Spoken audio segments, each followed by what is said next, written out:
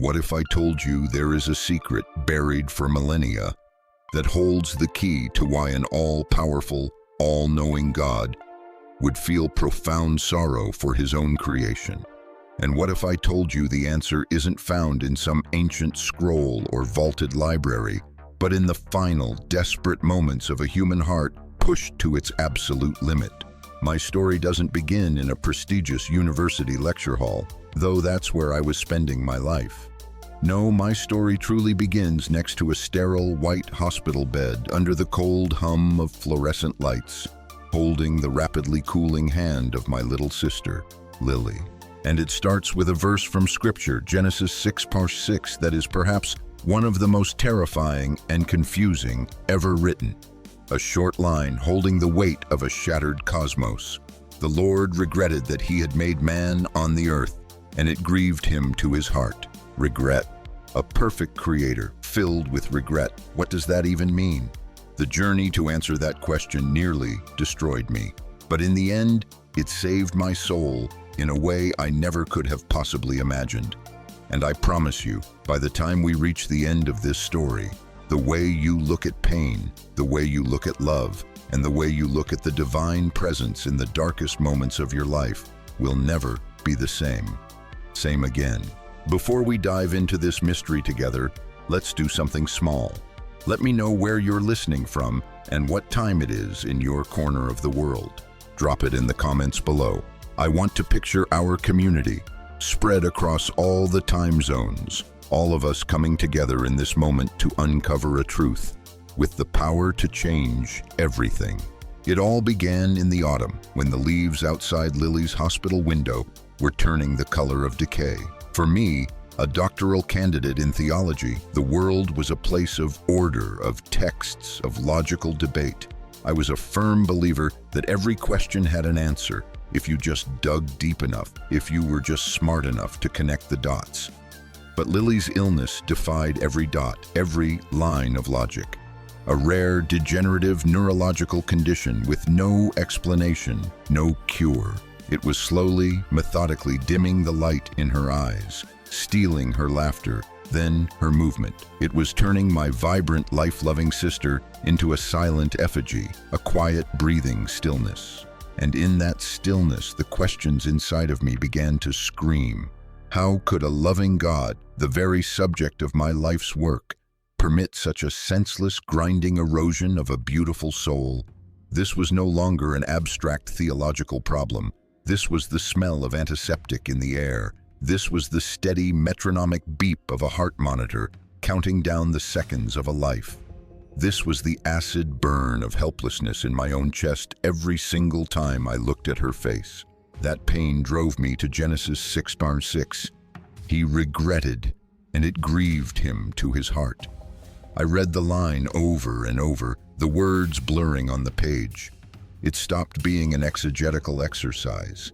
It became an echo of my own anguish. If God could also feel this tearing grief, if he knew regret, then maybe, just maybe, he wasn't the distant, dispassionate monarch on a cosmic throne I had been taught to analyze. Maybe he understood. Carrying that sliver of hope in a sea of despair, I went to the one person I believed could give me an answer, Dr. Eris Thorne, my dissertation advisor. Thorne was a legend in the department, a brilliant mind, a scholar of terrifying erudition, and a man encased in a formidable armor of cynicism and intellectual rigor. His office felt like a mausoleum of books, the air thick with the scent of aging paper and black, bitter coffee. I laid out my question, my voice trembling slightly from sleep deprivation and stress. I spoke of the paradox, of the pain of an omniscient being, of my desperate need to understand. Thorne listened, his long, thin fingers steepled under his chin, his razor-sharp eyes seeming to dissect me. When I finished, a small, mirthless smile touched his lips. "Alex," he said, his voice flat and cold as a slab of marble, "you're wasting your emotional energy on a poetic sentiment. Regret, in this context, is an anthropomorphism, a figurative concession made so that Bronze Age shepherds could grasp the concept of divine disappointment in human fallibility. It is nothing more profound than that. God is immutable. He does not make mistakes, and he certainly does not regret in the way you and I regret ordering the fish. His words were stones, and they shattered what little hope I had. "But, Professor," I pressed, my voice cracking, "the grief? It grieved him to his heart." "Emotion," he interrupted, his voice sharp, "is a human imperfection. To attribute it to the divine is to diminish the divine. You are searching for something, my boy, that simply isn't there." He must have seen the utter devastation on my face, because he sighed, a dry, rustling sound. "Look," he said, his tone softening by a mere fraction, yet still impossibly distant. "I won't stop you from chasing this phantom, but if you wish to convince me, or more importantly yourself, you must bring me something real. Bring me evidence, a discovery, an insight that can withstand 2,000 years of interpretation from the greatest minds in history. Bring me something that rocks the very foundations of our understanding. Otherwise, let it go. Focus on a more practical thesis. The world has enough real suffering without us having to invent the suffering of God." That challenge hung in the air. It was both a dismissal and unexpectedly a dare. For Thorne, it was likely a means of dispatching an overly emotional student. But for me, it became a lifeline, a mission. I no longer needed the answer for a dissertation. I needed it to be able to keep breathing the air in my sister's hospital room. I needed to know that in the vast, silent emptiness of the cosmos, there was a heart that was breaking along with ours. And so my descent began. A plunge into the darkness of ancient languages, of forgotten histories, and ultimately, into the darkness of my own soul. The library became my sanctuary and my prison. The days bled into sleepless nights, illuminated by the lonely glow of a desk lamp and fueled by stale coffee. My world shrank to the shape of ancient Hebrew characters, the intricate commentaries of the Church Fathers, the centuries-old philosophical debates. Every book, every microfilm, every academic journal was a step further into the gloom. The rhythm of my life became a brutal counterpoint, from the library to the hospital and back again. In the library, I was the scholar, the detective on the trail of a single elusive word. I chased the word Nacham, the Hebrew root for regret. I traced its appearances throughout the scriptures, discovering its chameleon-like nature. Sometimes it meant to comfort, sometimes to relent or to feel sorrow. But always it carried a deeper undertone, a sense of a heavy sigh, a groan that comes from the very core of one's being. It wasn't the regret of a miscalculation. It was the anguish of an artist watching his masterpiece being defaced. It was the sorrow of a gardener watching a hurricane rip through the garden he had poured his life into. Then I would go to the hospital, and the ink would dissolve into saline. Beside Lily's bed, I was no scholar. I was just a brother, helpless and failing. I would read my findings to her in a hushed whisper, my voice a strange murmur of Hebrew grammar and rabbinic debates, hoping that the sound, the vibration of my presence could somehow pierce the fog that enveloped her mind. She lay still, her silence a stark, damning verdict on my intellectual pursuit. What good was understanding a word if my sister was slipping away? That stark contrast tore me apart. One world was all about intellect, logic, and evidence. The other was a world of raw, nonsensical pain, a world with no easy answers. I was living in two parallel realities, and both were crushing me under their weight.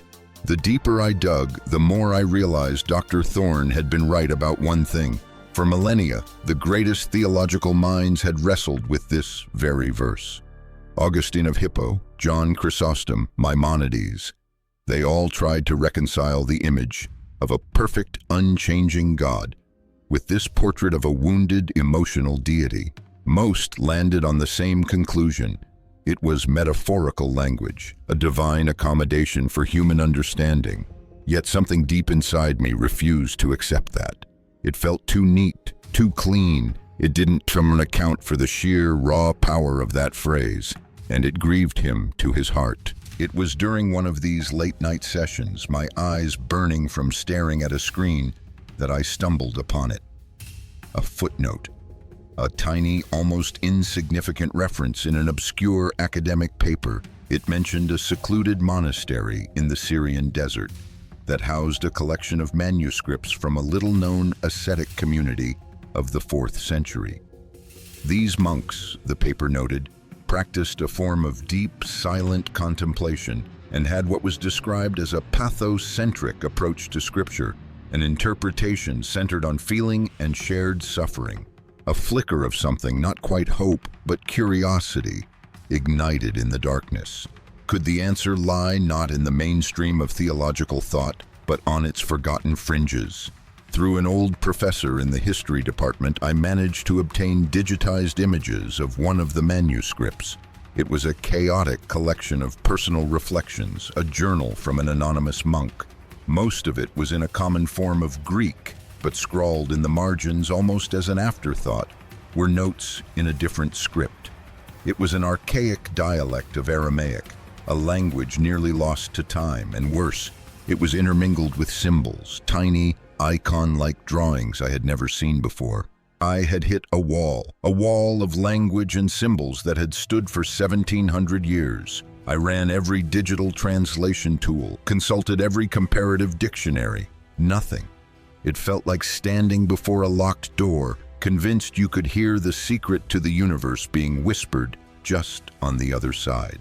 This academic dead end coincided with a cruel new chapter in Lily's story. As I sat in the library staring in frustration at the incomprehensible symbols, my phone buzzed. It was my mother. Her voice was thin, stretched to its breaking point. "Alex, you need to come to the hospital now. The doctors, they said we should be prepared." My world imploded. The Aramaic symbols, the theological debates, all of it turned to dust. I sprinted to the hospital, my heart hammering against my ribs. My family was already there, a silent circle of grief around Lily's bed.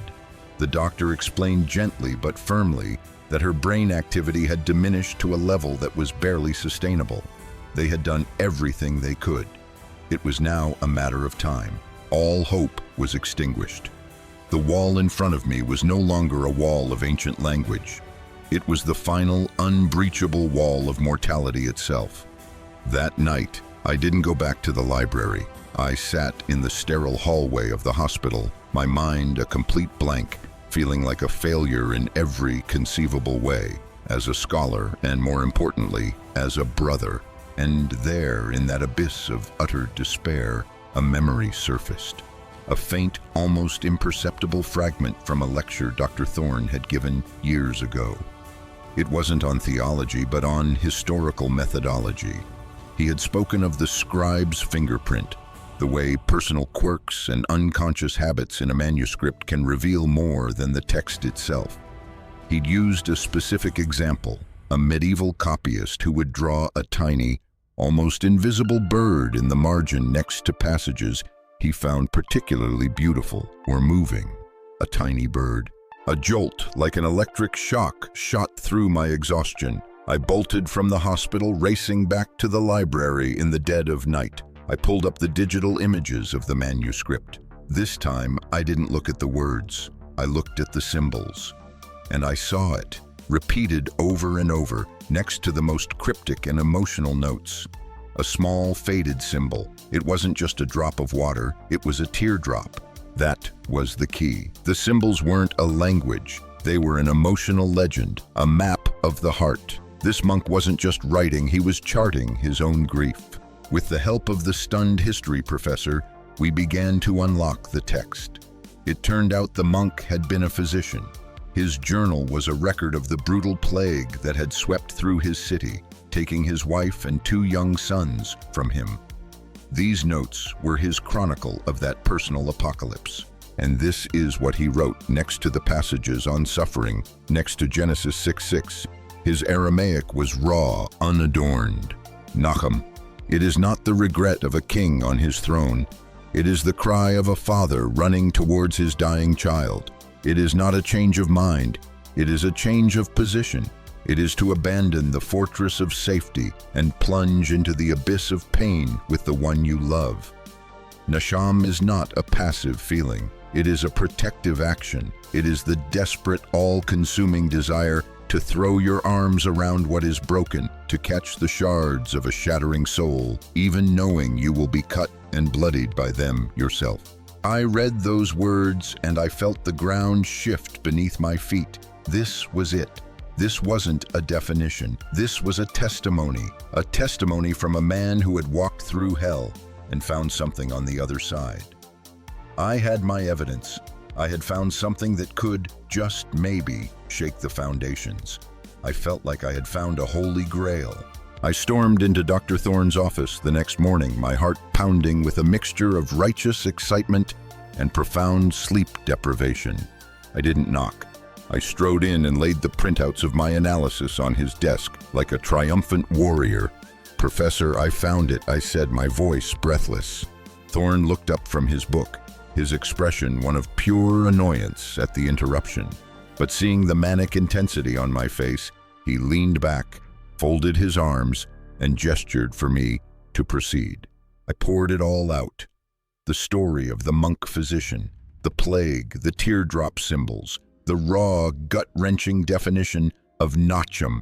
I concluded with a flourish, my voice ringing with conviction. "It's not regret for a mistake, Professor. It's radical empathy. It's proof of a love so profound it is willing to enter into our suffering with us." I fell silent, expecting, I don't know what I expected.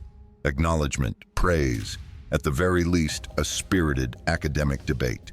Instead, a heavy silence filled the room. And then Dr. Thorne began to laugh. It wasn't a sound of joy. It was a dry, broken, bitter sound that seemed to come from a deep, dark place. "Alex," he said, shaking his head slowly, "you are a remarkable brand of fool. You've done all this, unearthed all of this, just to arrive at a more poetic definition for an old word, and you think that helps? It's not just poetry," I insisted. "It's a real experience." "Experience!" Thorne stood and walked to the window, his back to me. "You want to talk about experience?" He was quiet for a long moment, looking out at the campus where students walked and laughed, living their lives. When he turned back to me for the first time, I saw it. A crack in the icy facade of his eyes. A deep, ancient pain. "Years ago," he said, his voice now a raw, gravelly thing, "when I was a young, passionate academic just like you, I had a daughter. Her name was Clara. She had golden hair and a smile that could light up a room. When she was 8, she was diagnosed with osteosarcoma. The air in the room seemed to shrink, becoming thick and unbreathable. I did what you are doing, Alex," he continued, his voice barely a whisper. "I prayed, I bargained, I tore through every book of theology trying to find a logic, a reason, an explanation for such an obscene injustice. I found beautiful words, too, a test of faith, a mysterious plan, love expressed through trial." He paused, swallowing hard. And then one afternoon, as I was sitting by her bed reading to her about the patience of Job, she looked at me and she asked, "Daddy, does it hurt to become an angel?" She died in my arms the next morning. Thorne looked directly at me, and this time there was no cynicism in his eyes, just a vast, hollow emptiness. "So you see, Alex, your beautiful words, your poetic definitions, they are utterly meaningless when you are confronted with the silence that follows the final beep of a heart monitor. They are nothing but empty incantations we invent to shield ourselves from a cold, indifferent universe. You found the tragic story of a monk. I lived it. And I can tell you there is nothing on the other side of that pain. There is only silence." His confession wasn't a splash of cold water. It was a tsunami. It wiped away everything I had built, my entire argument, my intellectual pride, my discovery. All of it crumbled into meaningless dust before the terrible weight of real, lived, inconsolable grief. I had brought him a theory. He had answered me with a tombstone. I walked out of his office without another word, feeling as though I were the one who had just died. I wandered back to the hospital in a daze. My mind was a vacuum. Every theory, every word, every intellectual construct had been stripped away. I was no longer a scholar on a quest for answers. I was just a brother on his way to see his sister for what might be the last time. I slipped into Lily's room. My parents had gone home for a brief, exhausted respite, leaving a silence that felt almost sacred. I sank into the chair beside her bed, the chair that had become a familiar extension of my own body. But this time something was different. I brought no books. I muttered no new findings. I made no attempt to analyze or explain anything at all. I had surrendered. I looked at Lily, truly looked at her, for what felt like the first time in weeks of obsessive questing. I saw the fine strands of her hair on the pillow, the translucent blue of the veins in her temples, the slight parting of her dry lips. I saw the fragile, flickering candle of a life, and I let go of all of it. Every question, every ounce of anger, every attempt to understand. I was just there.